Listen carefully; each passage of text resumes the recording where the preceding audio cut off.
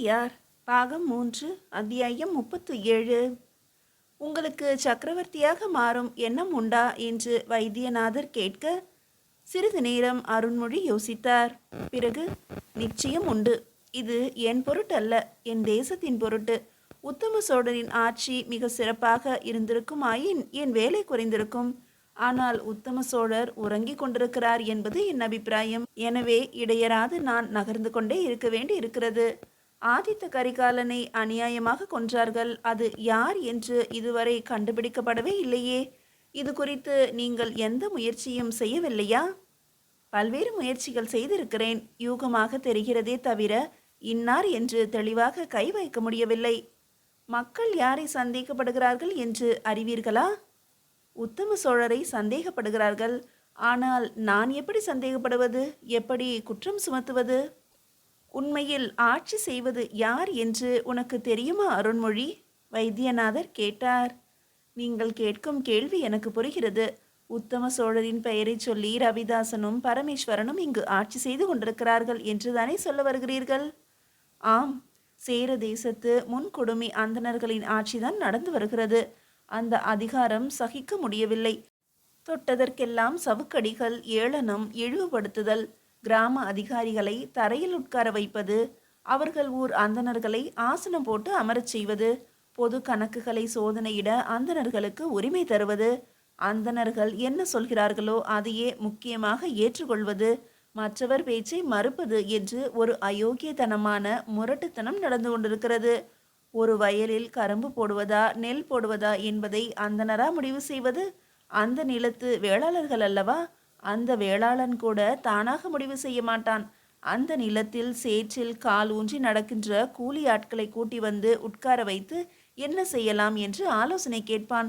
ஆனால் இங்கே அந்தணர்கள் ஒருவருக்கு ஒருவர் வடமொழியிலேயே பேசி வடமொழியிலேயே முடிவு சொல்கிறார்கள். இப்போது நெல் விதை, பிறகு கரும்பு விதை என்று சொல்லிவிட்டு போகிறார்கள். 100க்கு 30 பங்கு வரி வசூலிக்கிறார்கள். கிட்டத்தட்ட 1/3 பாகம் வரியாக போகிறது. எதிர்த்து கேள்வி கேட்பவர்களை சவுக்கால் அடிக்கிறார்கள். இதில் என்ன கொடுமை என்றால் எந்த மறவர்களாலும் அவர்களை வெற்றி கொள்ளவே முடியவில்லை. இதுதான் மிக பெரிய கோரம். அந்த சேர அந்தணர்கள் அற்புதமாக கத்தி சுழற்றுகிறார்கள். நெல் முனை கூட பிசகாமல் ஈட்டி எறிகிறார்கள். அடக்க முடியாத முரட்டு குதிரைகளை தட்டி தட்டி அடக்குகிறார்கள். கட்டி பிடித்து புரட்டி சாய்த்து தரையில் சரித்து விடுகிறார்கள். கால்களை தட்டி 2 நாட்கள் 3 நாட்கள் குதிரைகளை எழ ஒட்டாமல் பட்டினி போடுகிறார்கள். பட்டினி போட்டு 3 நாட்களுக்கு பிறகு எழுந்து தள்ளாடுகின்ற குதிரையை சவுக்கால் அடித்து உணவு கொடுக்கிறார்கள். குதிரையின் முரட்டுத்தனம் காணாமல் போய்விடுகிறது. ஆனால் இது குரூரம் அல்லவா? மிருகவதை அல்லவா? சேர தேசத்து வீரர்களின் வலிவு அபாரமாக இருக்கிறது. மஞ்சு விரட்டல் நடைபெற்றது. இந்த மஞ்சு விரட்டுதல் நடைபெறுவதின் நோக்கம் என்ன? மாட்டை அடக்கி ஆள்வதுதானே. நம் சொல்லுக்கு மாடு கட்டுப்படுவது, ஓடுகின்ற மாட்டை கயிறு வீசி இறுக்கி நிறுத்துவது, முட்ட வரும் மாட்டை கொம்பு பிடித்து திருப்புவது, அதுதானே. ஆனால் இவர்கள் மிக பயங்கரமானவர்கள். என்ன செய்தார்கள் வைத்தியநாதரே? அருண்மொழி அடிக்குரலில் கேட்டார்.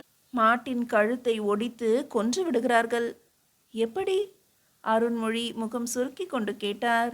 அவர்களுக்கு தெரிந்திருக்கிறது. எந்த இடத்தில் மாடை திருப்பினால் மாடு எதிர் திசை நோக்கி தலை திருப்புகிற போது அந்த திசை நோக்கியே வேகமாக திருப்பி சட்டென்று எதிரே வளைத்து விடுகிறார்கள். மாட்டின் கழுத்து பட்டென்று உடைந்து அதே இடத்தில் மாடு சுருண்டு செத்து விடுகிறது. 2 கூரான அம்புகளை எடுத்துக்கொள்கிறார்கள். திமிழ் உள்ள மாடு முட்ட வருகிற போது சட்டென்று நகர்ந்து அதன் திமிழ் மீது அந்த 2 அம்பையும் முழு பலத்தோடு எறிகிறார்கள். திமிழுக்கு அருகே இருதயம் இருக்கிறதல்லவா?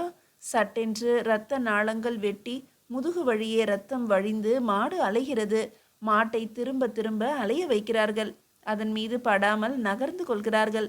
மாடு களைத்து போய் முட்டி தரையில் சாய்கிறது. உயிரை கொல்வதை வெற்றி என்று இவர்கள் கொண்டாடுகிறார்கள். உங்கள் உணவுக்காகத்தான் கொன்றேன், எடுத்துக்கொள்ளுங்கள் என்று மற்றவர்களை நோக்கி கை காட்டுகிறார்கள். இறந்த மாடு உங்களுக்கே என்று பரிகாசம் பேசுகிறார்கள். நெஞ்சு வலிக்கிறதையா? இரவு தூக்கம் வராமல் நெஞ்சு வலிக்கிறது. ஏன் இந்த தேசத்தில் பிறந்தோம் என்கின்ற வேதனையில் நெஞ்சு வலிக்கிறது. இவ்வளவு தப்பான ஆட்கள் நம் தேசத்தை ஆட்சி செய்கிறார்களே, இது சரியா என்று புலம்பல் வருகிறது. மாடுகளுக்கு பிறகு தாசிகள் படும் பாடுதான் சொல்ல தரமற்றது. அந்த சேர தேசத்து வீரர்களுக்கு வீடுகளில் தங்க பயம். எவரேனும் நெருப்பு வைத்து விடுவார்களோ, சுற்றி தாக்கி விடுவார்களோ, தப்பிக்க முடியாமல் போகுமோ என்று பயம். எனவே வெட்ட வெளியில்தான் படுக்கிறார்கள். வெட்ட வெளியில் பெண்டுகளை கொண்டு போய் நிற்க வைத்து துணி உரித்து அம்மணமாக்கி அனுபவிக்கிறார்கள். எவ்வளவு வேதனை இருக்கும் அந்த பெண்களுக்கு! சுற்றிலும் தீப்பந்தம் நட்டு அம்மணமாக ஆடு என்று வற்புறுத்துகிறார்கள். அந்த பெண்கள் பரத்தியர்கள்தான், அப்படி ஆடுகிறவர்கள்தான். ஆனால் வெட்ட வெளியில் ஆடச் சொன்னால் எப்படி இருக்கும்? மறுத்தால் ஓங்கி வந்து கன்னத்தில் அடிக்கிறார்கள். ஆடுடி என்று சகலமும் அவிழ்த்து எறிகிறார்கள். வேறு வழி? பெண்கள் ஆடுகின்ற கேவலமும் நடக்கிறது. மதுவை குடிக்கச் சொல்லி வற்புறுத்தி குடிக்க வைத்துவிட்டு ஆடச் சொல்லிவிட்டு வயல்வெளியிலேயே கூடி புணர்ந்துவிட்டு பிறகு விடியல் நேரம் குதிரை ஏறி போய் விடுகிறார்கள். குடித்த பெண்கள் வெயில் வர எழுந்திருக்கிறார்கள். இடுப்பில் துணியே இல்லாமல் அலறுகிறார்கள். ஊர் போய் சமாதானப்படுத்தி கூட்டி வருகிறது. இதுவும் கேவலம் அல்லவா? இதை கேட்பார் எவரும் இல்லையா? கேட்பதற்கு எவருக்கும் வழி தெரியவில்லை. அதட்டி கேட்ட மறவர்கள் வெட்டி சாய்க்கப்பட்டார்கள். இளவரசே, நீங்கள் அவசியம் சிதம்பரம் போக வேண்டும். சிதம்பரத்தில்தான் இவர்களின் ஆட்டத்தின் உச்சகட்டம். அதைவிட மிக முக்கியமான தகவல் ஒன்றை சொல்கிறேன். சிதம்பரத்திலிருந்து பூம்புகாருக்கு அருகே கீழை சாலை என்று ஒரு கிராமம் இருக்கிறது. இந்த கீழை சாலை கிராமத்தில் இவர்களுக்கு கட்டுப்பட்ட மறவர்களுக்கும் பரதவர்களுக்கும் ஆயுத பயிற்சி கொடுக்கிறார்கள். கடற்பயணம் செய்வதற்கு தயாராகிறார்கள். எதற்கு என்று புரியவில்லை. ஒருவேளை ஈழத்தோடும் ரகசியமாக சிநேகமாக இருக்கிறார்கள் என்று தோன்றுகிறது. உங்களுக்கு இந்த செய்தி தெரியுமா? தெரியும், செய்தி வந்தது. எதற்காக அவர்கள் கடற்பயணம் மேற்கொள்வதாக நீங்கள் நினைக்கிறீர்கள்? இளவரசே, ஈழம் போகத்தானே? இல்லை. ஒருவேளை சுற்றி சேரதேசம் போகவா? அதுவும் இல்லை. பிறகு?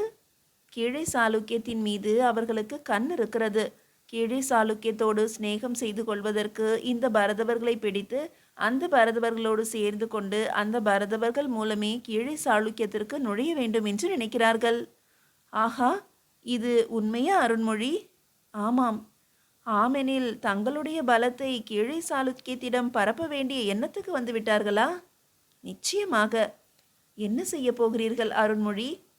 நான் இளவரசன், என்ன செய்ய முடியும்? அரசர் என்ன நினைக்கிறாரோ அதற்கு துணையாகத்தானே இருக்க வேண்டும். அருண்மொழி, ஏன் என்னிடம் இப்படி பேசுகிறீர்கள்? நான் என்ன வேவு பார்க்கிறவனா? உத்தம சோழருக்கு ஒற்றனா? இருக்கலாம், யார் கண்டது? என்ன அருண்மொழி, இப்படி பேசுகிறீர்களே? என் வயது என்ன? இந்த தேசத்திற்கு நான் செய்திருக்கின்ற சேவைகள் என்ன? புரிந்தா பேசுகிறீர்கள்? புரிந்துதான் பேசுகிறேன். என்ன? எந்த புற்றில் எந்த பாம்பு இருக்கிறது என்று எவருக்கும் தெரியாது. எனவே இது குறித்து பேசாதிருப்பது நலம். புரிகிறது அருண்மொழி, நான் பேச்சை நிறுத்திக் கொள்கிறேன். இந்த சோழ தேசத்திற்கு பாதுகாவலாக நீங்கள் தெரிகிறீர்கள். எனக்கு பெரிய நிம்மதி.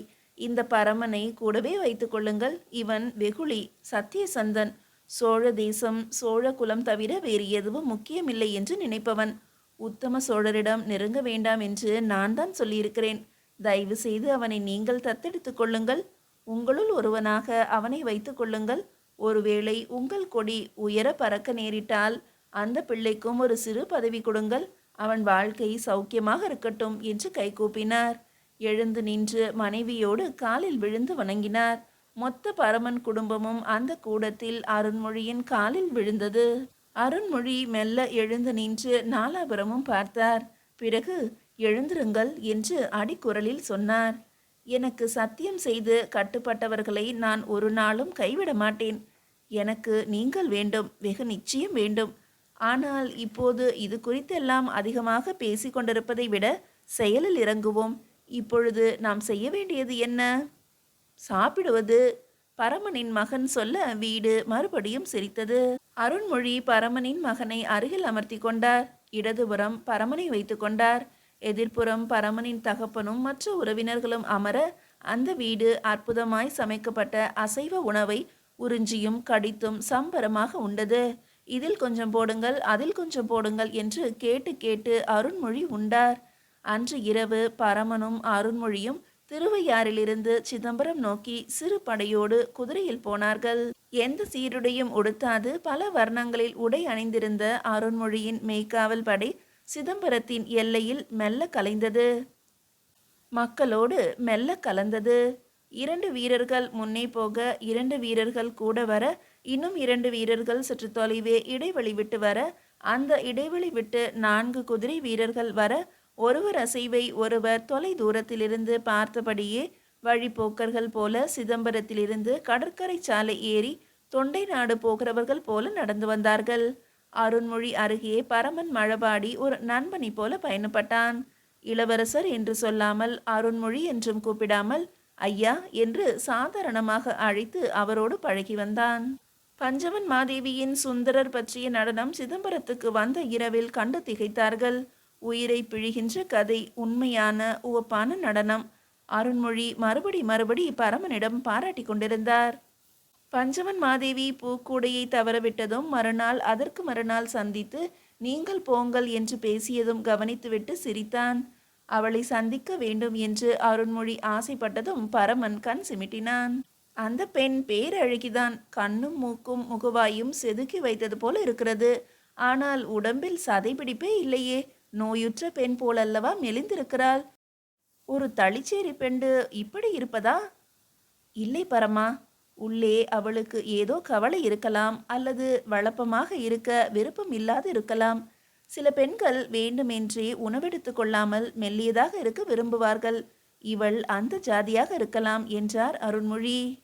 சரி, எதற்கு அந்த பெண்ணை பார்க்க வேண்டும்? தேவார திருவாசகங்களை கற்றுக்கொள்ளவா? இல்லை இல்லை, அந்த பெண்ணிடம் ஏதோ ஒரு செய்தி இருக்கிறது. நான் அவளை சந்திக்க விரும்புவதை விட அவள் என்னை சந்திக்க விரும்புகிறாள் என்று தோன்றுகிறது. ஒரு காரணமாக நான் போகும் இடங்களில் எல்லாம் அவள் இருக்கிறாள் என்றே நினைக்கிறேன். அவள் தளிச்சேரி பெண், நீங்கள் அரசர் குலம். வசதிக்கு இணைய ஆசைப்பட்டிருக்கலாம் அல்லவா? இல்லை பரமா, அவள் நினைத்திருந்தால் மிக பெரிய வசதிகள் கிடைத்திருக்கும். எங்கோ ஒதுங்கி அதிகம் பேர் கண்ணில் படாமல் சாரை பாம்பாக நகர்கிறாள். சபைக்கு நடுவே வர விரும்பாமல் தனியே ஒரு தூணுக்கு அருகே அமர்ந்து பாட்டு பாடி கொண்டிருக்கிறாள். அவள் ஆடத் துவங்கினால் பல பேர் அவள் இடத்தில் நின்று பார்ப்பார்கள்.